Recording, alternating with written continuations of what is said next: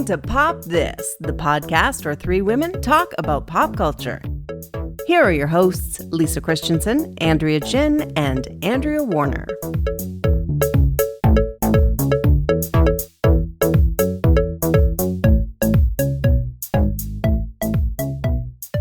So I've developed a bit of a problem, or I don't know. You tell me if it's a problem.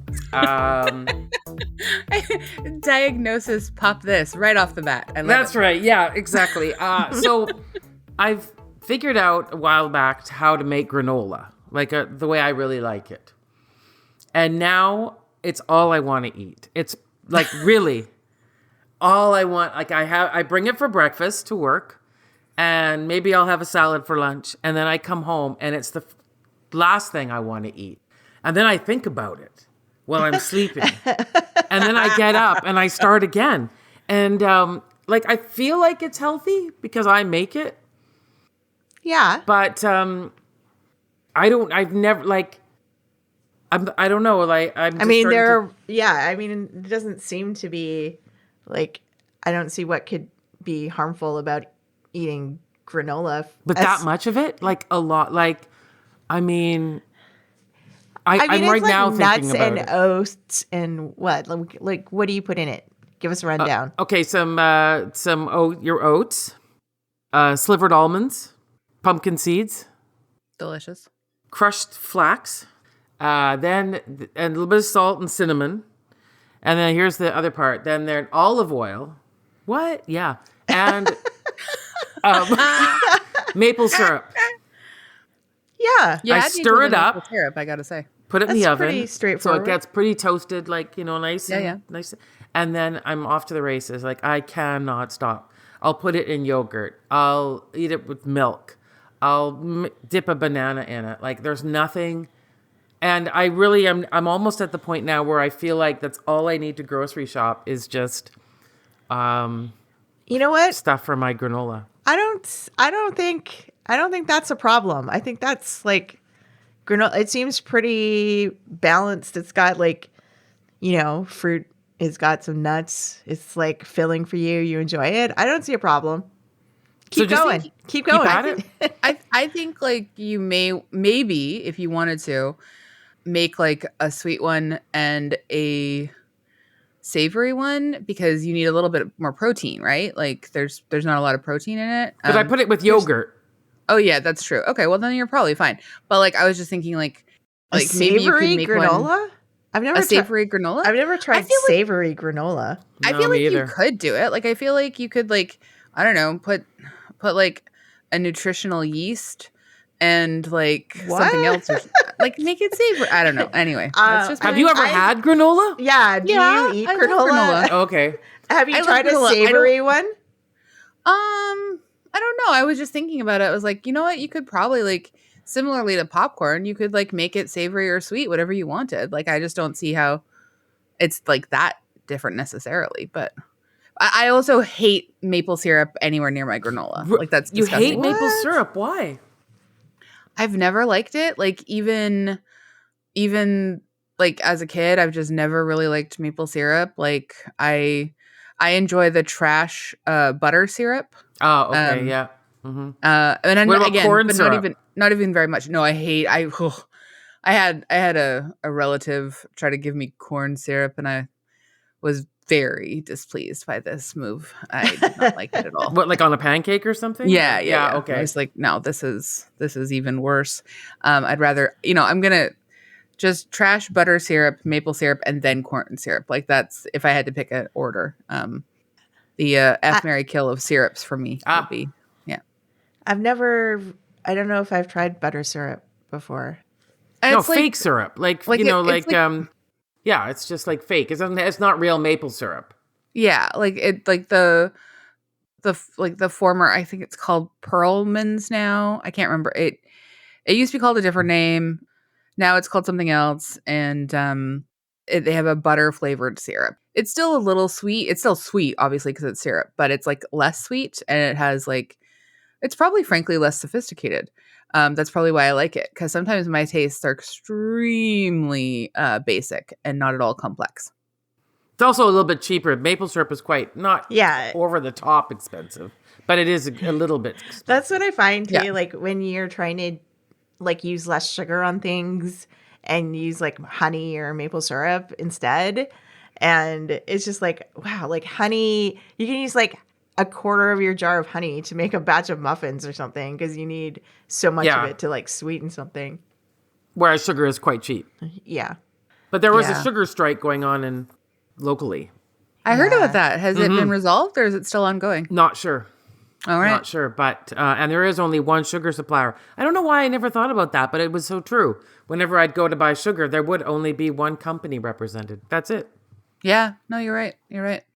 Yeah, I had heard there was bakers were getting a bit anxious about it, obviously because it's the holiday time and people are getting ready to do all their bake. So Lisa, sorry, just to go back to the granola for a minute, is this granola that you would then like make for friends and give out for like the holidays or something, or is this like just yours forever? You could do that. I'd like to think I would give it away, but then I feel like I'd eat it. So I'd have to like, I mean, I could, yes. And I guess I'd be disappointed that some people might not like it as much. And I don't put in, the thing is I don't put in like raisins or apricots or, people any can of add those that things. on their own. They don't. Yeah, need because I that. always think you can have like blueberries or something with it. Like I buy frozen blueberries. But yeah, I mean, yes, okay. I got the fishing I think hint you there. could do like 75% of your diet granola, and You think it's I don't recommended? I don't think I don't see what the problem would be. You threw that flaxseed in there, your colon's going to be fine. You have a I feel banana like once in a this- while. I don't Yeah. know if I'm like, sometimes I, you know how we all glom on to terms that we like that sort of excuse our bad behavior? Like the way I'll scroll on my phone for 2 hours and call it self-care, things like that. There's another one too, where it's the intuitive eater. That one is a big one, right? And I'm just like, part of me is going, well, this is just intuitive eating. That's all I want to have is granola. But then I go, are you talking about okay, it's maybe 3 hours of scrolling. But is that self-care? I don't feel it is. Do you think that you'd just end up making yourself get sick of your granola?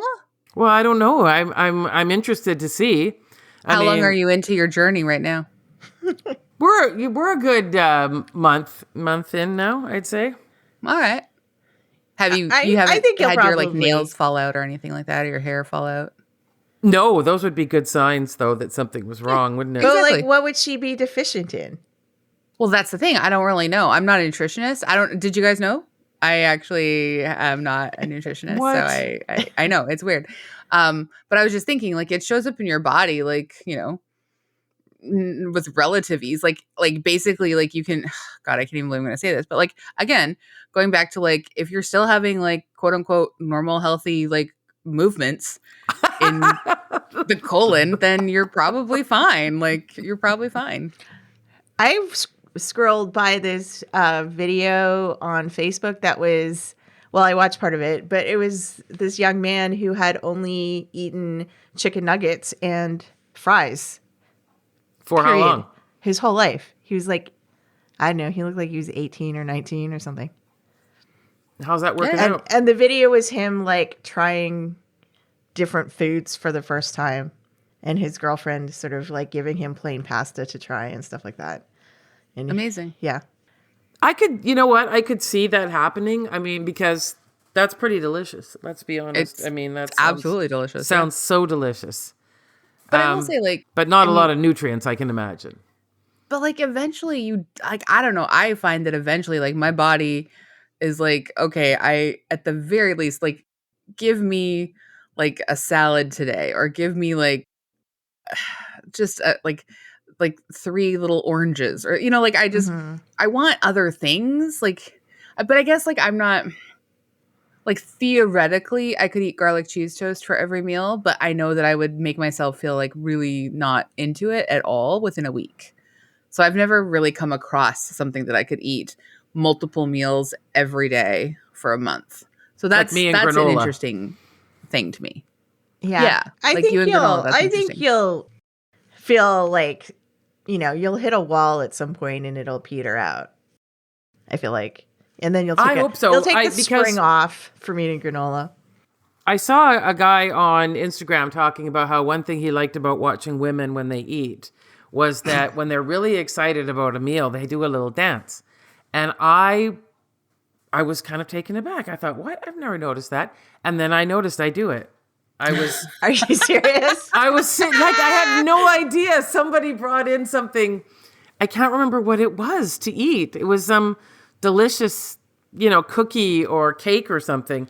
And just before I had it, I went, like that. And now watch yourself next time.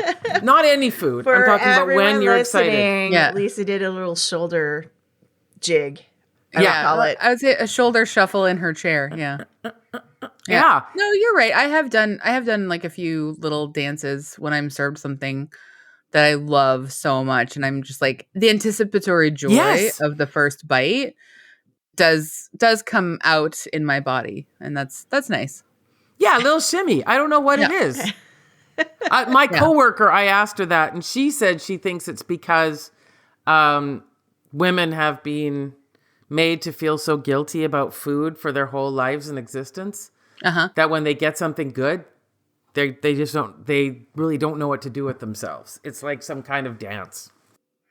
Yeah, I mean, I think that's definitely like a plausible explanation. I think also I think the last 20 years of where we are at, in terms of sort of women deciding to break the rules about how they express themselves physically, just owning that joy of that radical movement is just kind of that's also a possibility. I think there's a lot there that's pretty fun to analyze, about doing a little dance when you get something you really want to eat. Num num num num. I want everyone to watch themselves now, because you don't really. I thought it was ridiculous until there I was just doing a little shimmy before I had my cake. So we'll see what happens.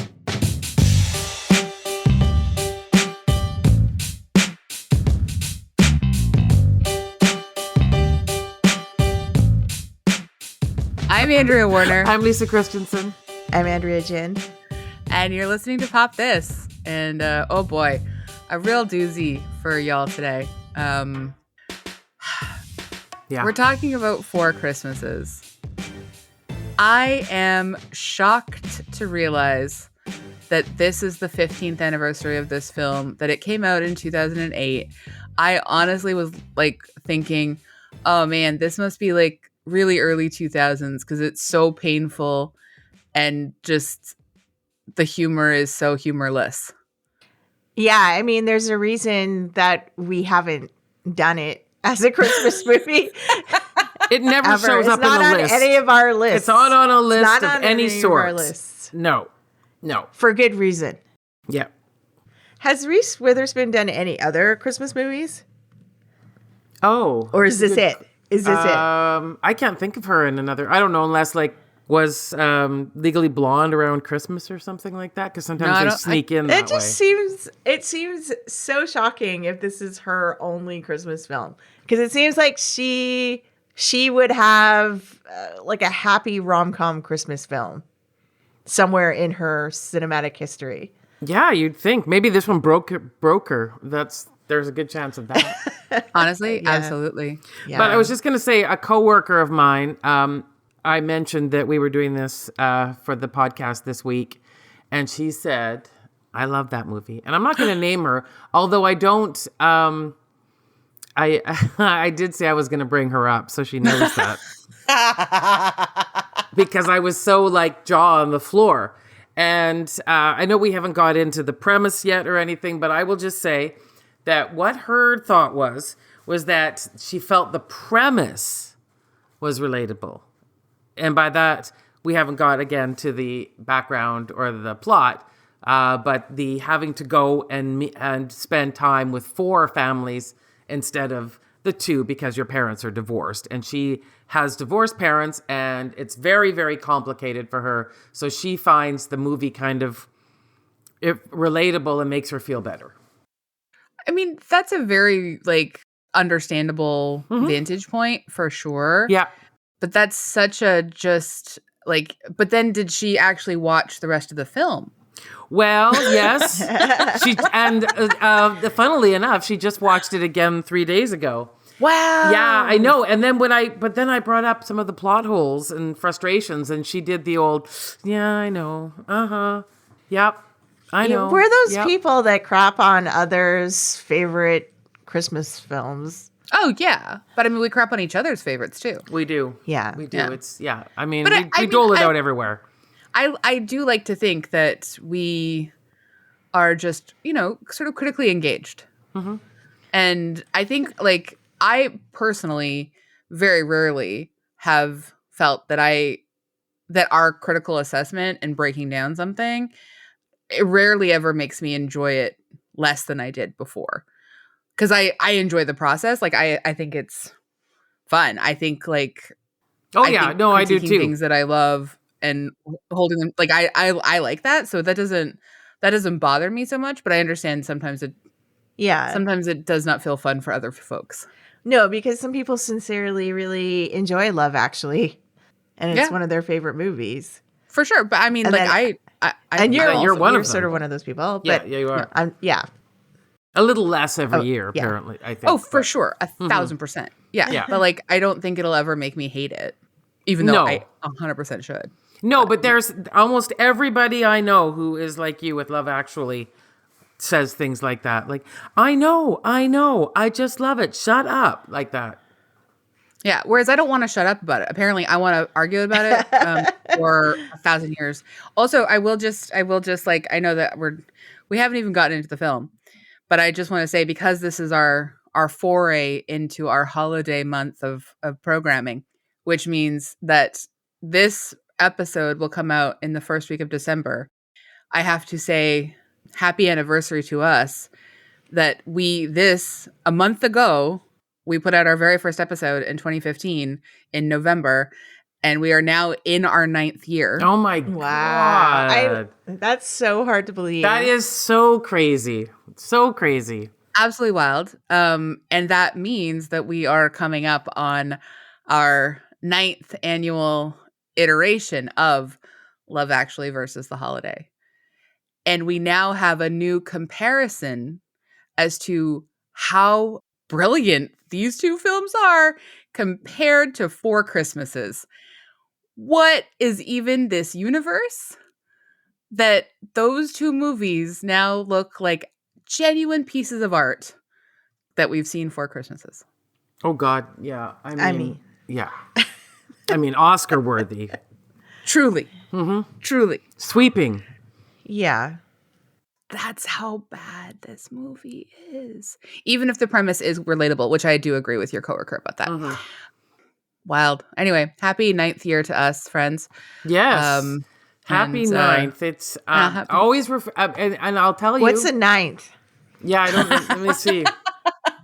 I'm looking it up now. I mean, I feel like podcast elements are different. Like, we can't really celebrate wood the way that you do on like a certain willow or pottery gift.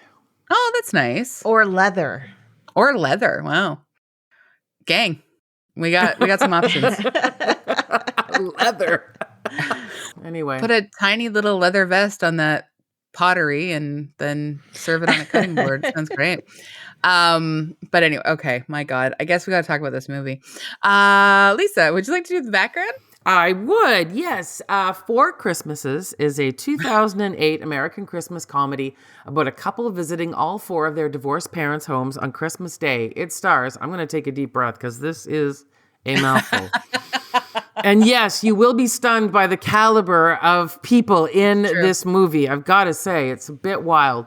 There are 5 Oscar winners. Yeah, this is outrageous. Okay.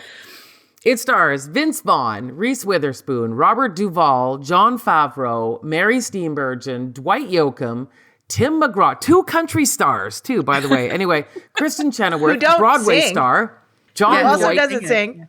Yeah, and Sissy Spacek in supporting roles. The film is director Seth Gordon's first studio feature film.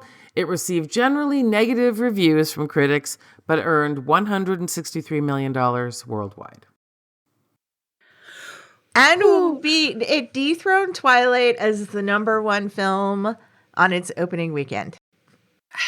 I mean, again, Twilight is such a superior film to this. Not the first Twilight, though. No. No. Oh, is it the first? Is it the second? No, it could be the first. Really? It could be. Is Twilight just 15 as well? Yeah. I guess that makes sense. 15. Yeah. It just turned 15 actually a few weeks ago. Yeah, no, it's okay. It's well, 15. Yeah. All right. Wow. Yeah, so the first Twilight. A lot to consider here that I have now declared that Twilight is better than Four Christmases, but it is. Which one would I return to watch again? Twilight. Of the Twilight? Oh, for yeah. sure. Well, yes. I would rather watch the first Twilight. Or than watch as a Christmas movie. Honestly, yeah, it's fine as a Christmas movie. Like, at least there's like sparkly diamond skin snow or something. Like, I don't know. It's Like, just, and also just to put this out there to people, remember that another popular holiday tradition is watching the Lord of the Rings trilogy at Christmas. So don't find yourself watching this movie. There's no excuse for it. Well, I didn't know that a trilogy or this, which is only 88 minutes. That's a tough one. Yeah, okay. Let's just say the length of this film really, was good. That's a sweet spot. That's the two entry points we've now found for what's compelling about this movie. Yeah. AG, do you want to read the synopsis? Sure. Brad and Kate have been together 3 years, in love, having fun, doing all sorts of things together with no intention of marriage or children. Christmas morning, they're on their way to Fiji, having told their 2 sets of divorced parents that they're off to do charity work. Though a fluke, they have no choice but to visit each of their 4 idiosyncratic parents. As the day progresses, Brad and Kate remember growing up. Each learns more about the other, and Kate realizes her life may not be as good as it could be. Do they know each other well enough to weather the storms families bring? That's from IMDb. I feel like that's a very generous description of that film. I guess that's what it's about. Well, yeah, compared to the one you would write, yes. I know. I mean, it's like I didn't even hate all the different visits to the families and stuff like that.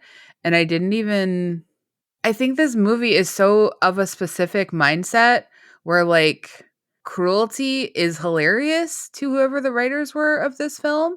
And I understand that I guess, we're coming out of a time in 2008 when South Park had been on the air for 10 years and a bunch of other stuff was happening, sort of the in recession. our pop culture. Yeah, sure. But I was just everything that we come to recognize now as being awful, gross, stupid, full of stereotypes, just extremely not funny is the absolute fabric of this movie. Yeah, plus it's Vince Vaughn was at his peak popularity as the leading man during this period of time. Let's all consider that. No, I've tried to reconcile that for years. I blame the movie Swingers, which also included Jon Favreau. Although Jon Favreau has gone on to quite an amazing career in Hollywood. It's quite wild. For sure. I mean, unparalleled, really, oddly enough. And when that movie Swingers came out, that seemed to do something to people. And I don't know that. Then we got stuck with Vince Vaughn. It struck me. You know what I mean? There he was. I'll say that he has been very funny in the last 2 seasons of Curb Your Enthusiasm. Not playing himself, but he is playing a friend of Larry David's. So you take that right there for, what it's worth. A friend of Larry David's. So there you go. That doesn't surprise me that he's found his footing in that arena. I weirdly don't hate Vince Vaughn. I think he has made me laugh on occasion. I think he's a affable sort of he in this movie, to me, he is never better than when he's a preening Jesus finding the spotlight and totally selling out Kate. Like, I don't know how you're Kate coming out of this film and being interested in having a child with this man. Yeah. No. I mean, if there was ever an argument for immaculate conception, this movie would be that one, wouldn't it? But I think that Vince Vaughn himself is very funny in that scene. Yes. In as much as this movie can never be very funny, which is not at all. But like it like a send up of sort of like the mega church, you know, but we don't spend enough time in that mega church to really fully have anything pay off. Like, do you think that there's a version of this movie? I know I have suggested this in the past, but that there's a version of this movie that's like 2 hours long, and they were just like, this has gone bad. Our leads hate each other. There's nothing here in the chemistry at all. No jokes are landing. We've already had the height of hilarity when Jon Favreau, grinds his dick into Vince Vaughn's face as his like WrestleMania brother. This is the most we're gonna get out of this Christmas. Let's cut her down to 88 minutes and just ship her out. You know, I think you're right, but I also say that watching this movie was very odd. Like, it's not just how bad it was for all the reasons that you mentioned. The lack of chemistry, the unforgivably weird plot lines and things. Are we to believe that they went to the airport in the morning, went home, got changed, and headed out to see their families all in one day? Is that right? Yeah, the timeline is one day. One day, including, for some reason, a church service that I don't even know what time that was at. Great question. I'm guessing their day started at 5 a.m. Okay. They made it to the first Nightmare home at about 8:30. That church service, I guess, judging by that, would be about 2 o'clock. 2 o'clock, yeah. Is that a tradition? Well, I mean, because the church service has to come after the traditional backyard bouncy castle. Where she, like, actually hurts children? I mean, actually, honestly, I was thrilled about that part. At that point, after she is essentially the subject of a gang attack by this like absolutely unhinged bunch of 10-year-olds, when she finally just starts throwing them around, I'm like, you know what? At least Reese got something to do today. Like, because otherwise she does not get a lot to do. I only realized now when you said it happens over the course of one day that, like, I thought it was, I know it's supposed to be Christmas, but I thought it was happening over like 5 days. Yeah, right? No, one day. Wow. That doesn't make any sense. It doesn't make any sense at all. None of it. And the fact that, like, there were so many opportunities where driving up to the house, where I'm thinking of Vince Vaughn arriving at his mother's house. You just think that as they were driving up, oh, by the way, my mother is in a relationship with my former school best friend. Yes. Would that not have been a moment to say that? I still think it would have been as funny, but it didn't make any sense. Yeah. No, I mean, none of it makes any sense. I feel like also, like, going back to the Vince Vaughn topic for a second, I feel like it's sort of like how that character that he plays to me seems like how the characters that John Cusack played sort of like during the same era, you know, in the late 90s or early 2000s are not aging that well. And like the angry man, like does not come off well today, even though we might have liked it or thought it was cool, like when we saw Swingers or when we saw High Fidelity. Mm-hmm. It just, like, when you rewatch those things now, it's just like, oh, it's just such an irrationally angry person. I do not know why I ever thought this was cool. And dull. So dull. So dull. It's almost mind-numbingly dull. And also, okay, these are the things I was thinking about. So during the 3 years that they've been, and I presume they lived together, it looked like it, right?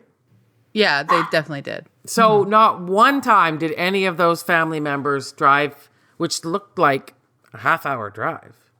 Half hour. To visit them? Not once? Well, that's like the truly unbelievable. I mean, I guess like they continued to have the fiction where they'd, fake doing charity so they could have like their like Christmas getaways or whatever, which like, fine. It's like, honestly, when we meet the families, we see that like their families kind of treated them horribly growing up, like the mentally, emotionally, and verbally abusive homes at the very least. That's what they sort of seem to grow up in. And like it's a little bit hard to take all of that as like inherently hilarious. Like that's like a difficult ask of the audience. Especially when like and the jokes are just like he liked to read and so therefore he got, beat up, or like Reese Witherspoon's character was fat, which we know is the worst offense that a girl could ever be in a house full of thin women with fake boobs. But like, it's that they add on that everyone in her family was like making fun of her being a cootie Kate for 7 years. Like, it's just, there's nothing funny about it. And it's really hard to like, unless Kate gets to be in on the joke or something, you know what I mean? Like, it's just. Oh, don't forget that she was being made fun of because she might have been a lesbian as well. Oh, yeah. I forgot. She was no, it's also just made fun full of on. Like, let's just keep piling her alleged sins here. Alleged. Yeah, exactly. Yeah. Well, so I was just looking at who are the genius writers behind this, and it's interesting.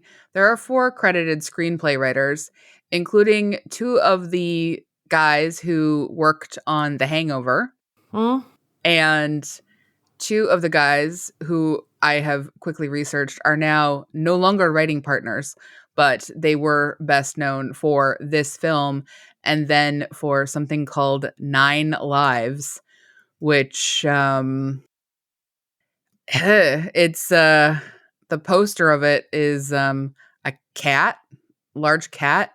The whole thing, it follows a workaholic father who has his mind trapped inside his daughter's new cat. The film was panned by critics who called it unoriginal and unfunny. I mean, it does sound original. No, unoriginal. Unoriginal. I know. I've never heard of another.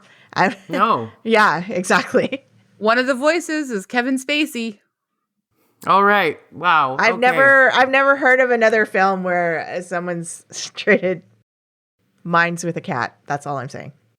Yeah, no, fair enough. So maybe it was original, but apparently deeply unfunny, which not a surprise if you've seen this movie.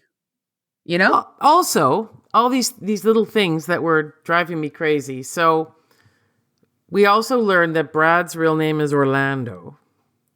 Correct? Yeah. Mm-hmm. And then, so Brad's just a name he made up because he didn't like Orlando. Because it's not even close to that. Yeah. And then he goes to see Sissy Spacek, his mother, and she calls him Bradford. Sure does. Yep. Absolutely. For reasons, what, like, did they rewrite the part of the script in the middle, or? Sissy Spacek just didn't get to see that part of the script. Oh. And, and she was just like, nope. My character would call him by his full Christian name, Bradford, because it makes the fact that I am a woman who's with a much younger man and obviously horny hilarious. Yeah.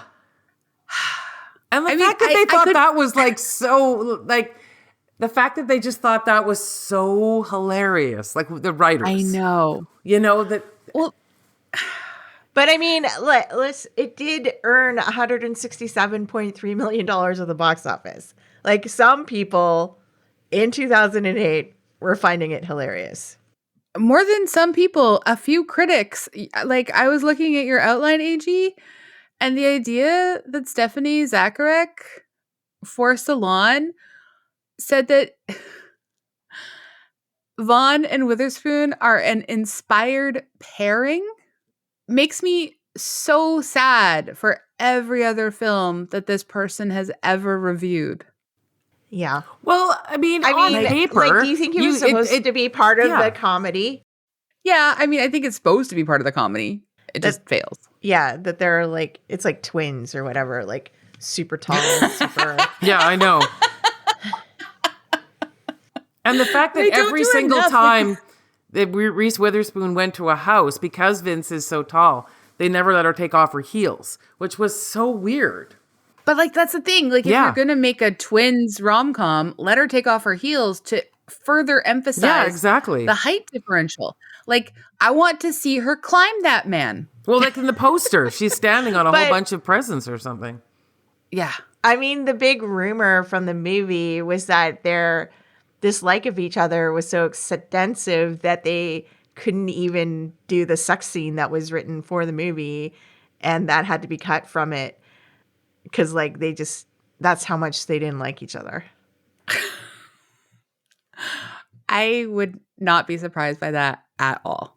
So, and ultimately, this is my bow on this. And this is what I said to my coworker who was busy trying to defend it. I said, here's my biggest question with this movie. So we go on this journey to these 4 houses.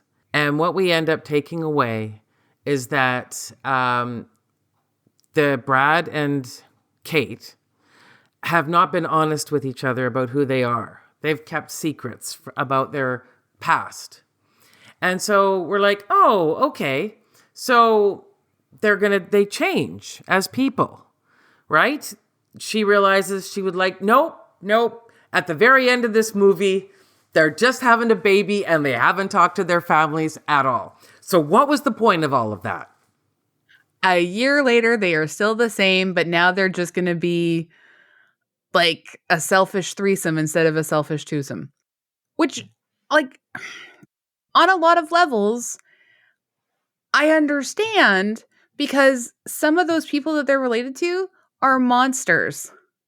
But, like, why give us this, like, resolution that Kate has seeing her parents, you know, they don't actually need 4 Christmases, because the parents, like, the step parents have all come together because of, like, their grandchild. Like, I honestly, like, I really get that on a lot of levels. Like, I think there are moments in here that do powerfully resonate with me, thinking about how my parents, you know, continued to sort of celebrate all the holidays together after they split up, and think about like how different grandparents like made bad situations work because they were like focused on us as like grandkids and stuff like that. Like there's stuff there if they want to spend any time with that, but like they sell it all out Exactly, just for the yes. cheap joke at the end. And like I feel like there's just like there must be more on the cutting room floor that like made this movie make more sense at some point. Yeah, it felt like all the push of this character development, like when they were playing the taboo game, and then his brother and sister-in-law were like really knew each other, and it was so obvious that we can make fun of them, but they're really in love and they really know each other and they care about each other, and that's the sort of takeaway. And then nope, gone, never happened. I keep going back to like, I think it's fine to make a movie where like your leads are unlikable, but like you have to then make them maybe funny. Well, yeah, and there was right, this journey. yeah, maybe they didn't go far enough. Yeah, there was a journey to make them likable. That seemed, like you say, what did they take out? Like, they do come together again and know each other better, but then let's just toss it out the window because we can have a cheap joke at the end. Like it didn't make any sense. Yeah. I mean, maybe this is a dark thought, but maybe this movie is miserable and it also is a reflection of Christmas. I can see how this could be someone's like, this is their It's a Wonderful Life, because this is their reality. Yeah. And like maybe, the best you could hope for growing up in those homes and growing up being like targeted and, sort of bullied in your family home is that you find some other weirdo out there as an adult who will love you for like the mess that you are. Like, but even that, they don't actually give us that film. You know what I mean? Like we have to do so much work, and there has to be so much generosity on the parts of us to like be able to sort of see that. Like, I don't know. It's maybe like in 2008, moviegoers were more open to like accepting a vision of Christmas that was just like sad and depressing and miserable. And now in 2023, like we're hoping for, I don't know, more uplifting things from our movies. I know. I'm just trying to figure out why it was so popular. You know what I'm really thinking? I think that they were hoping, even though it's older, I think they were hoping to make something like National Lampoon's Christmas. You know, because it had that slapstick. But for like the Cosmopolitan stuff? Yes. Because it had some of those like slapstick, like with the wrestling and the trying to hang the satellite dish up. And then there was baby spewing, and like it had they were trying for some of those elements. But I'll tell you, I did not laugh once in this movie. Not like I measured, I watched, nothing. Did either of you laugh at all?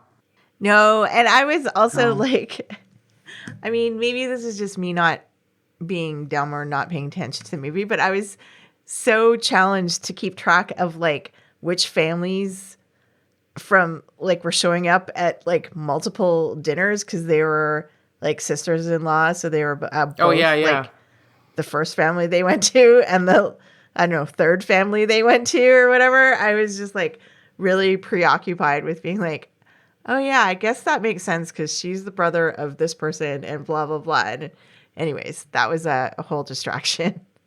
I think it starts off on this really weird foot and it never follows through. Like it wants to be a slightly adult, naughty Christmas movie. Mm-hmm. And it starts off with them having their role play pickup game in the bar and then having sex in the bathroom.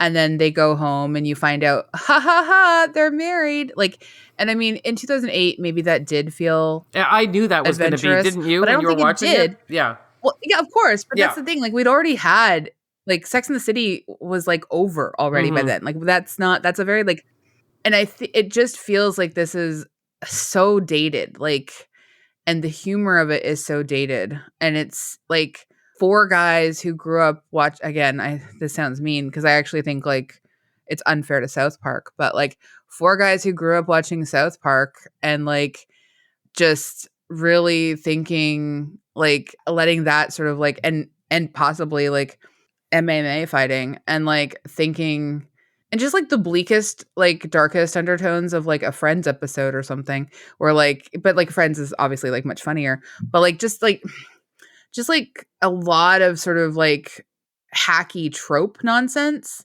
that like they try to string together. They think Vince Vaughn and Reese Witherspoon, who are two of the hottest stars at this like time, are going to make it work and try to rely on that chemistry, and that backfires tremendously because it's truly awful. And then they saddle it with like, and they never do much with Reese Witherspoon's character. Like,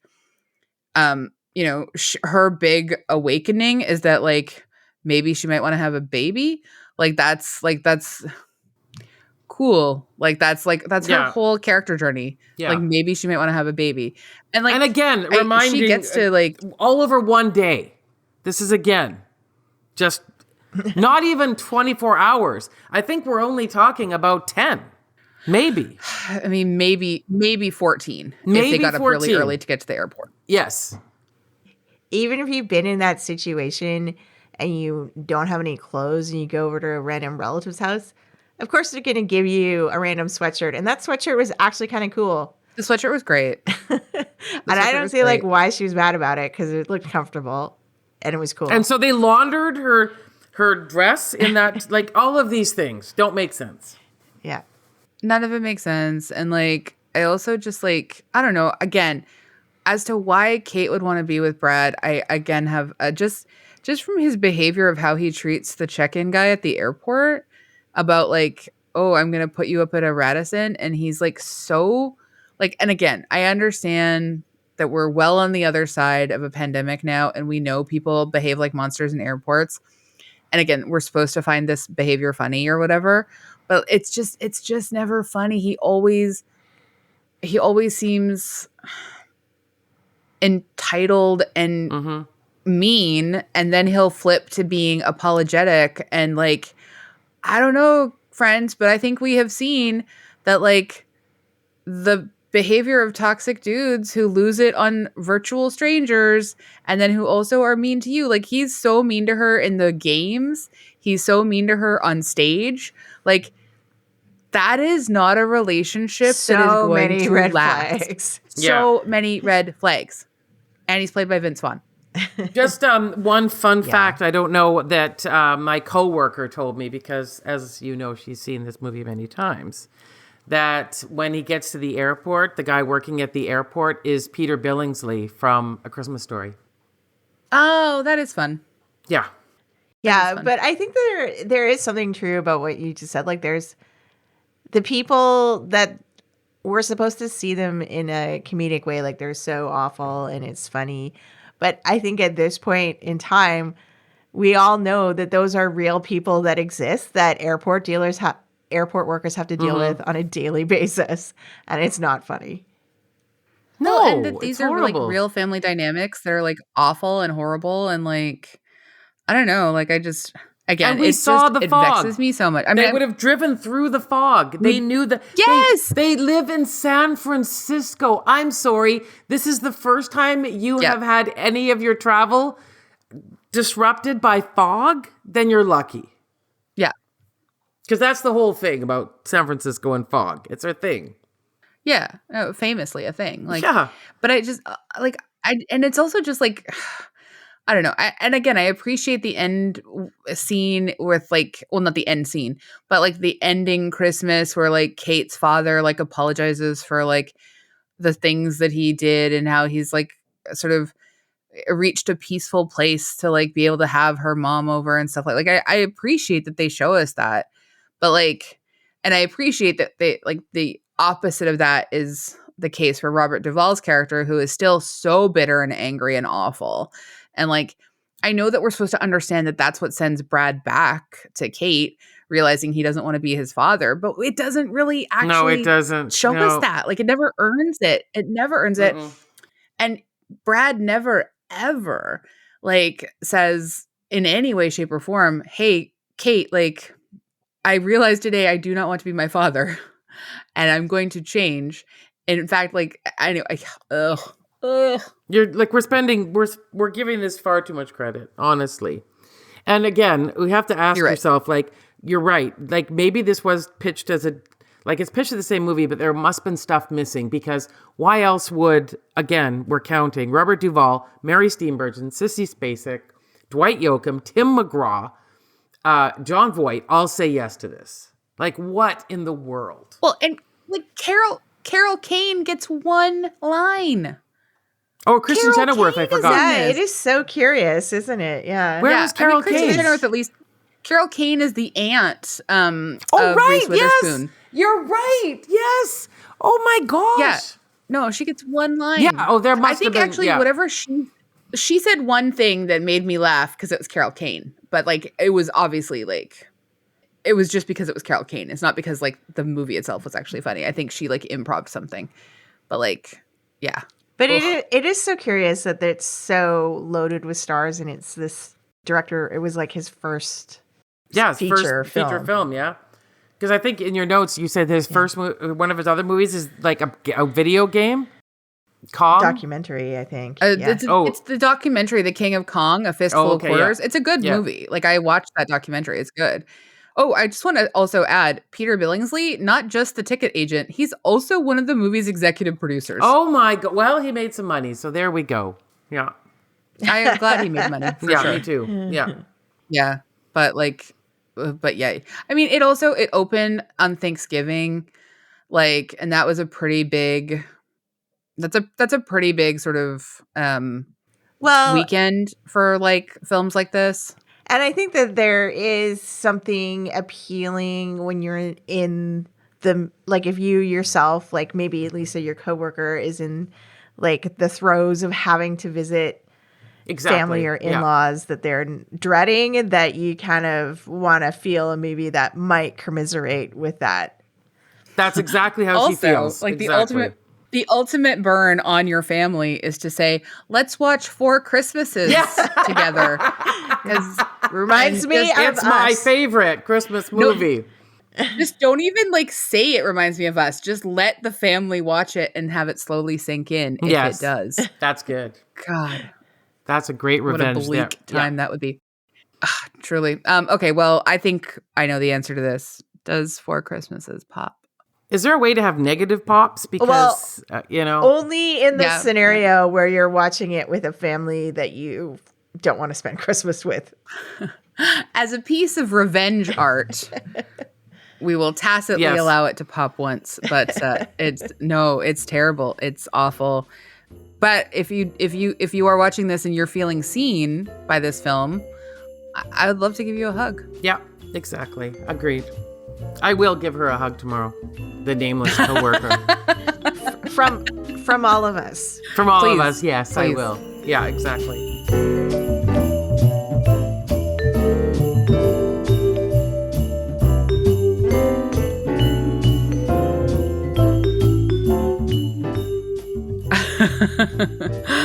All right. Well, what about something we do recommend? How about Lisa? You want to go first? Yeah, so I am watching, I just started watching it. It's called Nearly Normal Family, and it is a Swedish crime mystery on Netflix. 6 parts. I'm 3 parts in now.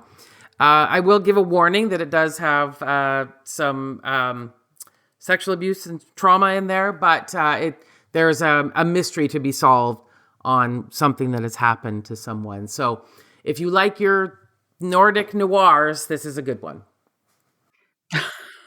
Wow. Excellent. Thank you so much. AG? So we're into December now. I don't know if anyone else is having a hard time grappling with that, but I was thinking that if you are thinking about gifts, there is a great cookbook out by a local bakeress. I don't know what's a term for Baker, I think is baker. fine. It's like in Deadlock, Yeah. where the mayorette. Yeah, Yeah. I think it's allowed to be just Baker. Lindsay Sung has put out a book called Plant Cakes, and it is like a book about with recipes about experimenting with vegan baking. Like if you haven't done it before or not sure what it's going to taste like. But she is a fantastic baker. I've been eating her baked goods for many, many years now. And she herself was kind of getting curious about vegan baking and decided to, explore it more, and has written this book called Plant Cakes, and it just came out and everybody is just raving about it. And I think it's just a great gift for anybody, who likes baking. That's awesome. That's great, yeah. I'm certainly interested in, because it's like, when you think about it, like, why shouldn't a cake be vegan? Because of butter? Yeah, there's no good reason. I had a vegan lemon tart, and I didn't know at all until the end. And I remembered I'm Yeah. at a vegan restaurant. So Yeah. Delicious. But like, I yeah, was- basically all the comments are just like, you wouldn't know that any of these recipes Yeah. are vegan. yeah, I just think like if you have someone who loves baking, they won't have this book, and it's like kind of like a new thing to explore. So I don't know. It just occurred to me that it would make a great gift.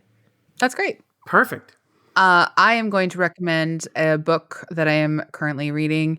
Again, I do audiobooks, so I am having it read to me through the narrators. But I saw this writer at the Vancouver Writers Festival. She was visiting. Her name is Ada Zhang, and the book is called The Sorrows of Others. It was awarded a 5 best books under 35, 5 best books by authors under 35, by the National Book Foundation. It's so good. it's the kind of book where you're listening to it and you're so struck by like certain lines that you have to pause it and just let the line seep into you, and then you can keep going. Anyway, I'm just going to briefly share the description from the publisher.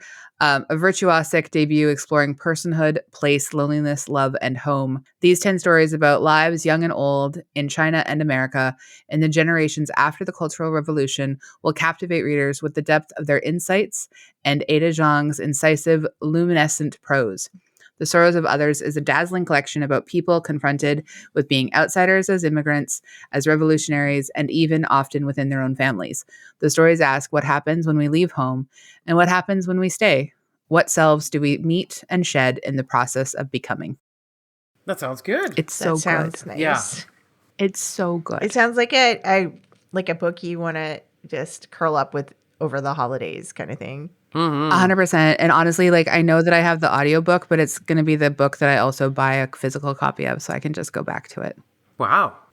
I get quite rapturous about things I love. Just like I love the two of you. But again, happy entering our 9th year to you. We're a month late, but I don't care. Still You just celebrating. remembered that's all I needed. Yeah. Yeah. Look. Expect your leather pottery willows Yes. any day now. Thank you everyone for listening, and for those of you who have been here since the beginning, amazing. That's so nice of you. Thank you so much. For those who are like maybe just listened to their first episode 2 weeks ago, great, cool. You've got so much back stuff. Like, great. Whew. Thanks for hanging out. Yeah. Yeah. And you've got an anniversary of our great showdown to look forward to. So welcome aboard. We have a bit of a surprise this year. Bit of a twist. Yeah. And thanks to Yeah, Andrea love it. Gin, our co-host, producer, and vegan baker. We could not have done Aspiring these- vegan baker. Yes, 8 years without you. Definitely. Thank you. It would never have happened. Nope, it never would have. All right. Thanks, everyone. All right, Thank bye. you. Bye.